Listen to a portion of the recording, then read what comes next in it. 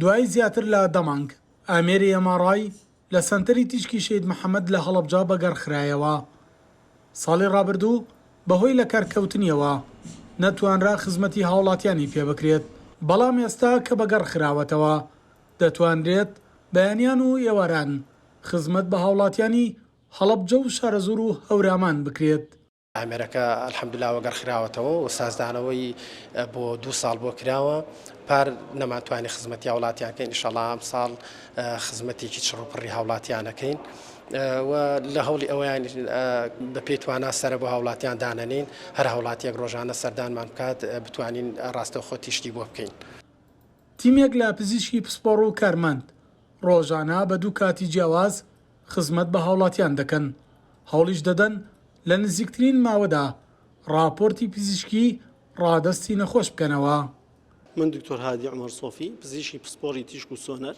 ئێمە ڕۆژانە لە سەنتەری تیشکی هەڵەبجە راپۆرت بۆ ئەو نەخۆشانە ئەنووسین کە وێنەگرتنی ئەمارایان بۆ ئەنجام دەدرێت. ئێمە لێرە 4 پزیشکی پسپۆڕین، پەیوەزنین بەکاتەوە، هەرچەندێک نەخۆشە بێ راپۆرتی بۆ ئەنووسین، ئەوە هەموو ڕۆژەکانی هەفتەش پزیشکی پسپۆڕ ئامادەیە.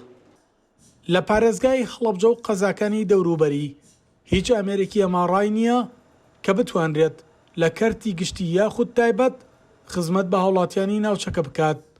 کەمی ئامێرەکە شۆکارە هاوڵاتیان داوا بکەن ئامێرێکی دیکە بۆ سەنتەری تیشک لە هەڵەبجە تەرخان بکرێت. یەک ئامێر بۆ هەڵەبجە کەمە. هەڵەبجە بەس بە تەنها ناو شارەکەی نییە بڵێ بە ناو شار نەسێ ساقی لەگەڵە پێنجوێنە هەوراماناتە شارە زورە، ئەمانە هەمووی تاگاتم زەڕایەن و هەڵەبجەی تازە، ئەمانە هەمووی لەسەر ئەمە ئامێرن بڵێن بە زۆربەی.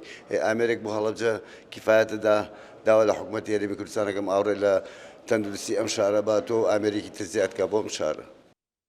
سەنتەری تیشکی شید محەممەد حەمەدەمین تاکە سنتەرە کە ئێماڕایی تێدا بێت خزمەت بە زیاتر لە 250,000 هاوڵاتی سنووری هەڵەبجە و قەزاکانی نزیکیان پارێزگایە بکات.